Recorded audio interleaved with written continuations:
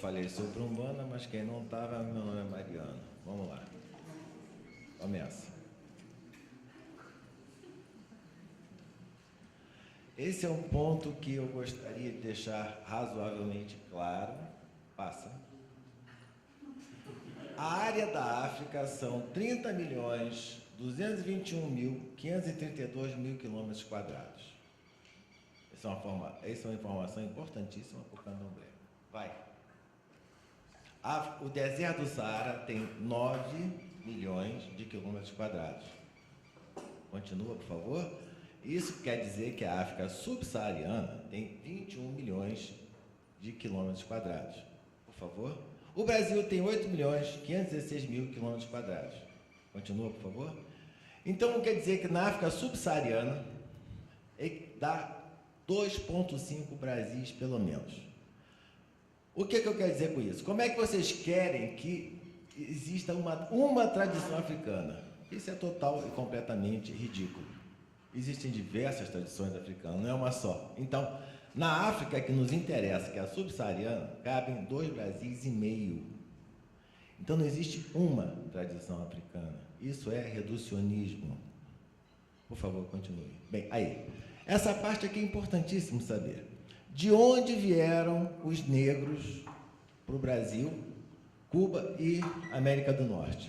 Por quê? Assim como nós temos o candomblé, a batuque, etc., aqui tem a santeria lá em Cuba.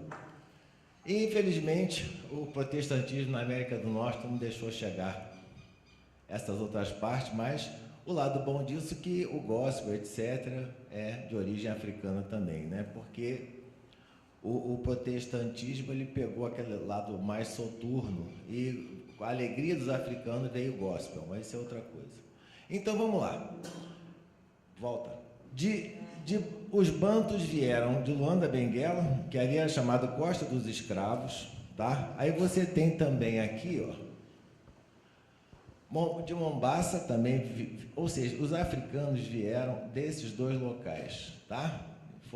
O tráfico foi para as Américas e também depois eles foram para outros campos, mas vieram desse meio da África e dali também foi de onde vieram os africanos, por favor.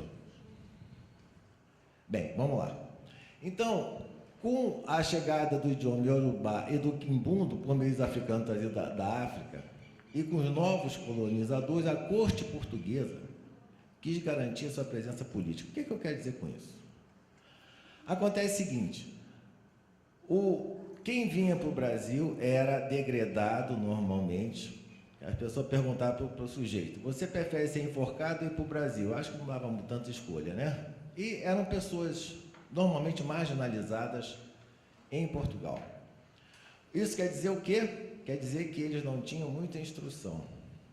Tá? Esse é um primeiro ponto. Então, o que acontecia? Quando chegavam aqui, eles tinham contato com os índios. Os jesuítas vieram para cá porque eles chegaram à brilhante constatação que os portugueses que cá estavam falando predominantemente tupi-guarani. Então, por isso que obrigou o ensino da língua portuguesa aos índios. E é por isso que a primeira gramática do tupi-guarani foi escrita por José de Anchieta, que era um padre jesuíta. Bem, enfim. Aí os negros eles eram obrigatoriamente batizados com os nomes em português e tinham que falar o português. Essa é uma outra coisa que a maioria das pessoas não sabem. Os negros foram os principais, hoje em dia tem o termo multiplicador, né? Multiplicador da língua portuguesa. Eles vinham, ficavam, porque tem uma corrente na África, que você bota um barquinho lá, não precisa fazer muita força, que ele vem para a Bahia. Tem uma corrente marítima que vai dar lá na Bahia. Então, o que acontecia? Eles vinham, os navios aportavam prioritariamente na costa baiana, que por acaso tem a maior costa entre os estados brasileiros, e eles eram batizados com nomes em português e tinham de falar o português. Tá? Então, através do ciclo do ouro, e quando os africanos foram descendo, eles foram também espalhando o português. Isso é uma coisa que quase ninguém fala. Continue, por favor. Aí houve a revolta dos malês. Quem eram os malês? Eram os escravos de origem islâmica. Não existiam só escravos de origem, digamos assim, como eles falam, de outro tipo de culto. Também tinha escravos de origem islâmica. E quem eram os malês? Os malês já eram, como o islamismo também pressupõe leitura, os malês eram alfabetizados. E quando eles aprendiam o português, os malês eram utilizados pelos senhores de fazenda para alfabetizar os filhos, tá? E quando eles quiseram fazer uma independência, a revolta dos malês, dentre outras coisas, queria adotar o islamismo no Brasil, tá? Então, isso foi essa mobilização que acendeu um sinal amarelo nas cortes portuguesas, vendo que existiam muito mais negros do que os portugueses e sabiam que os negros podiam tomar o poder. Sim. Vamos, por favor? Aí, o que acontece? A religiosidade africana se manifestava em cantos, danças, instrumentos percussivos, curas, magias e adivinhações. Agora, continua. Quando o desenvolvimento dos terreiros de candomblé começa a se manifestar a partir do século XVIII, ou seja, a partir de 1700 e pouco. Ali que começa historicamente a se manifestar. Tá? Por favor. O que aconteceu? Foi um pequeno aumento da urbanização. Se vocês começarem a ver na história, a partir do século XVIII é quando começa o ciclo do ouro no Brasil. Então, tem uma pequena urbanização. Tá? Então, o que acontece? Isso aí fez com que o ambiente rural, vocês sabem muito bem que aqui no Rio Grande do Sul, originalmente era um ambiente rural. O que acontece com o ambiente rural? Dispersão. Tá? Exceto quando você vê, aqui não tinha a dispersão, aqui é mais ainda, porque aqui era basicamente gado, tá? Mas quando você tinha, como houve, os ciclos do algodão, no Nordeste também, e o ciclo do açúcar, há um movimento, uma reunião maior de quê? De mão de obra, que por acaso eram os africanos, tá? Bem, e aí o que acontece? Alguns africanos também se deslocaram para centros urbanos, para pequenos trabalhos. E aí, o que aconteceu? Havia algumas casas que reuniam esses africanos, que começou a dar os primeiros passos nessa consolidação da experiência religiosa identificável. Por favor, passe. Então nós estamos saindo, estou dando o contexto histórico, nós estamos saindo do século XVIII para o século XIX. No século XIX, o que acontecia? Tinha alguns sobrados e casarões coletivos, e já começou os negros forros, ou seja, os negros alforriados, tá? Que ficavam, tinha pontos de encontro nesses antigos casarões, tá? Continue, por favor. E aí, o que acontece? Existia uma repressão. Não pense que não existia, porque existia uma repressão da Igreja Católica, tá? Continue, por favor. Então, nós tivemos, 1889, teve a proclamação da República. Mais um ano antes, o que houve? A abolição da escravatura. E aí, o que acontece? Esses terreiros de candomblé foram sendo criados e dando forma nesses casarões. Só que esses casarões serviam para outras coisas também. Por favor, passe. Eles funcionaram como meio de confraternização e socialização dos vários negros que saíam do meio rural visando outras oportunidades de emprego. Só uma questão de curiosidade, que uma vez perguntaram ao Papa João XXIII se o pai dele era nobre também, que era comum os papas descenderem de nobres.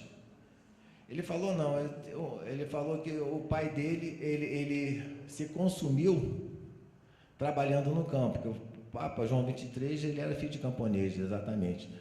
E onde eu quero chegar com isso? O trabalho no campo, a lida, principalmente ali que não tinha, eles faziam, quase não tinham instrumentos mecânicos, acabava muito com as pessoas. Então, acabou a escravidão, eles vão querer outras oportunidades de empregos. Eles iam para o meio urbano, nesses casarões que eles eram, os antigos casarões coletivos, conforme vocês estão vendo, eles eram acolhidos. Primeiro, eles queriam novas oportunidades de emprego. Então, quer dizer, servia como lazer, solidariedade, e também começou a manutenção de uma memória coletiva. Por quê? Eles já estavam esquecendo isso. Tá? Por favor, passe. Então, o que acontece? Aqui que é a origem do 1830, em Cachoeira, na Bahia, algumas mulheres negras originárias de Quito e pertencentes à Irmandade Nossa Senhora da Boa Morte reuniram-se para estabelecer uma forma de culto que preservasse as tradições africanas aqui no Brasil. Isso tem que ficar claro. Essas senhoras que vieram originárias de Quito. Por que Quito é importante? Porque Quito, a nação Quito, quando perdeu uma guerra lá na África, veio toda a nobreza e a classe sacerdotal veio como escravo, tá? E eles não foram separados. Então, Quito, em todas as linhas, que mantém mais a pureza por conta disso. Então, em Cachoeira, na Bahia, que elas começaram a estabelecer essa forma de culto. E não são senhoras que vieram da África para isso, elas eram descendentes de escravos também. Por favor, continua. O motivo principal dessa reunião era estabelecer um culto africanista no Brasil, pois elas viram que se alguma coisa não fosse feita a seus irmãos negros descendentes, eles iam esquecer, não teriam como preservar isso, tá? Os negros aqui chegavam o quê? Eles eram batizados na igreja católica e obrigados, assim, a praticar a religião católica, porque é uma forma... Gente, religião é uma forma de dominação. Isso tem que ficar claro na cabeça de vocês, por favor. Então, as casas de candomblé eram alvo de perseguições policiais e religiosas, invadidas. Isso, bem, infelizmente, isso não é passado. Vai, passa? Tá bom. Também passa. Então, aqui que eu quero me deter. Era uma religião que muitos denominavam de seita demoníaca, devido à perseguição que a Igreja Católica fazia, e que se valia seu poder também para obrigar os negros a serem catequizados no intuito de afastar de sua religião. Tá. Vocês, enfim, eu sou carioca. No Rio de Janeiro, eu fui para Brasília, eu tenho 61 anos, fui para Brasília com 16. Mas eu vivi muito tempo no Rio de Janeiro, perto de colônia de portugueses. Eu entendo, inclusive, o português transmontano, que a maioria de vocês não entende, que é muito enrolado. E você percebe que o português, ele é extremamente crédulo. O português, ele é extremamente crédulo, ele é extremamente... não diria dogmático, ele gosta de... Ele acredita muito nas coisas, ele acredita muito em se alguém fala mal ou bem, enfim. E aí, o que acontece? Qual era a arma do negro? O negro era um escravo. Então ele dizia assim, eu vou jogar um feitiço contra você. Vocês estão percebendo que, assim, por quê? O negro era uma forma dele se defender. Ele dizia assim, não, se você me bater, me chicotear muito, eu vou pedir para os meus santos irem contra você. Isso era mais uma arma do que qualquer outra coisa, que entrou no inconsciente do português. Passa. Então, isso que seja claro. O culto da forma como aqui é praticado, chamado candomblé, ele não existe na África. Foi essas senhoras de Cachoeira, na Bahia, que reuniram o que elas ainda tinham para botar no Brasil. Por isso que a mãe Estela de Oxóssi falou aquilo. Porque esse culto candomblé aqui não tem na África do jeito que é. Por quê? Eu vou provar agora. Vai. Tá, então aqui, ó. Isso é importante. O candomblé nunca poderia ser chamado demoníaco, pois no seio da religião não existe o demônio. Isso não existe. Na África não existe esse demônio. Gente, o que é Satanás? É o adversário em hebraico. Por acaso eu estudo Cabala. Diabolos é uma palavra grega, que é aquele ser interior seu. Por isso que, quando dizia Sócrates, que ele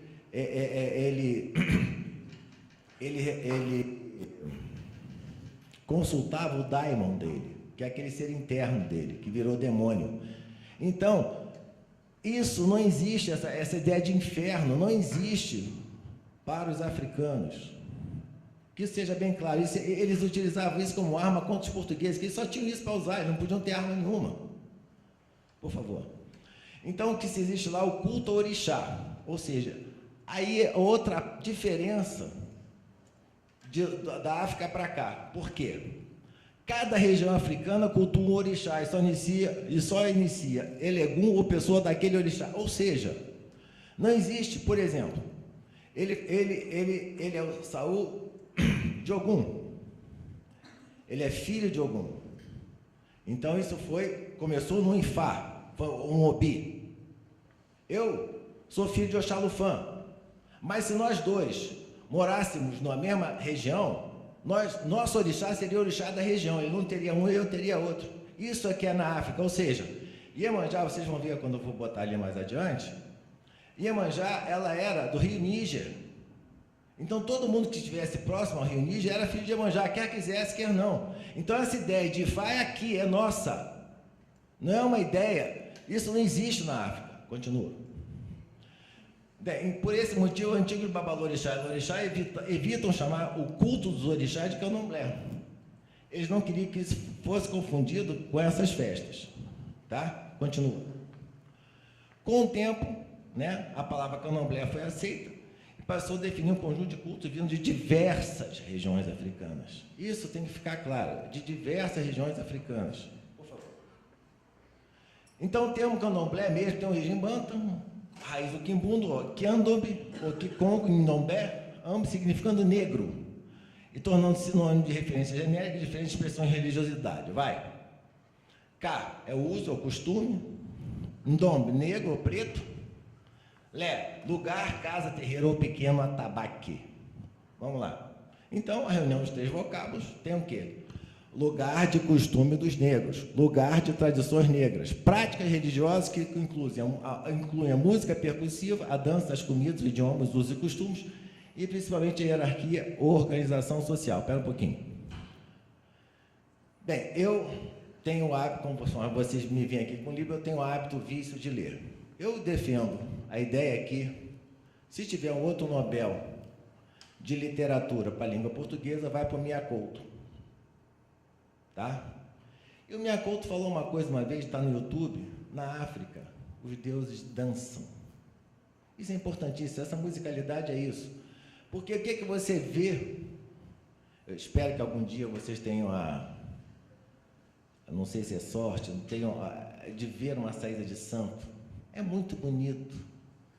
Você está dançando para a divindade está respondendo ao toque do atabaque, ela está falando com o Ogã através da dança. Então, não existe aquele complexo de culpa, sabe? Porque eu já falei isso uma vez, nós herdamos o pior dos mundos, nós temos o complexo de culpa dos judeus com o senso crítico dos gregos. Aquilo é uma alegria. Quando há uma saída de santo, você vê isso, você vê a alegria de você estar dançando para a divindade. A musicalidade é isso. Por outro lado, ela é sagrada. Não é uma coisa profana. Você dança como uma forma de você se comunicar com a divindade. Por favor, passe. Então, o culto de orixá chamado de candomblé no Brasil foi organizado por mulheres, conforme eu botei no início, e para mulheres. Ou seja, essa ideia de babalorixá é mais moderna. Antes só existia ialorixá, porque os homens desempenhavam outras funções. Os negros urubãs também trouxeram o culto dos antepassados. Então, você está vendo, você tem o culto dos orixás de um lado e o culto dos antepassados. Aqui se juntou, tá? Chamado de Babaegum. Antigamente, nas primeiras casas de candomblé, os homens não entravam na roda de dança para os orixás. O que os homens eram? Arrogães e outras coisas. Vai. Mesmo que se tornavam babalorixás, tinham uma conduta diferente quanto à roda de dança. Outra coisa que tem que ficar clara. No candomblé, a hierarquia é pior que exército. Hierarquia é rígida e tem que ser por uma questão de respeito. Tá? Então, essa hierarquia é necessária. Vai. A participação dos homens era o quê? Circunstancial. Vai. Daí tem que se inserir no culto vários cargos para homem. O cargo de Ogã também. Então, o que acontece? O Ogã, E Ogã não é só o que toca atabaque, tem outros tipos de Ogã, era só para homem. Por quê? O sagrado era algo feito pelas mulheres. Tá? Então, essa parte mais maleável do candomblé é uma característica feminina. Vai. Os rituais do candomblé são liderados pelas mães de santo ou pai de santo, sendo que existe essa hierarquia definida que vocês vão ver agora. Vamos embora. Muitas vezes os rituais são caracterizados por dança e adoração ao orixá, que encarna o filho ou filha de santo. Vai. As manifestações ocorrem nas casas do terreiro onde existem os altares. Eu estou falando uma coisa que já foi falado aqui. Vai. Então, aí é isso aqui. Cada orixá tem um dia específico e alimentos próprios, que alguns seguidores evitam comer alimentos, são considerados proibidos ou não aconselhados. Isso é engraçado isso. Vocês só vão abrir um parêntese. Eu tenho uma prima, essa que eu cambonei o preto velho dela por 10 anos, e ao contrário, na Umbanda, você não precisa fazer além de determinadas obrigações. Só que, para você ter mais segurança naquilo que você tem que fazer, você tem que fazer algumas obrigações de candomblé. Inclusive, eu digo isso lá em Brasília. Casa de Umbanda, cujo chefe terreiro não é feito no candomblé, não tem tanta segurança, porque telúrico você só resolve com telúrico. E aí, foi uma coisa engraçada. Ela é filha de Omulu. Até então, ela adorava caranguejo. Depois, preciso dizer o que aconteceu. E abacaxi, esquece. E ela não acreditou, foi querer comer abacaxi, bem, claro, passou mal, enfim. Ela não acreditava, depois viu que, digamos assim, o buraco era mais embaixo. Vai. Apesar das contradições do candomblé, no que se refere ao número de orixás, porque varia, tá? A teologia não é complicada. Então, é um Deus criador de todas as coisas e deuses menores regendo a natureza, da personalidade e da vida dos homens. Isso aí tem que ficar claro. Há um Deus maior, conforme ele muito bem colocou. Há um Deus maior.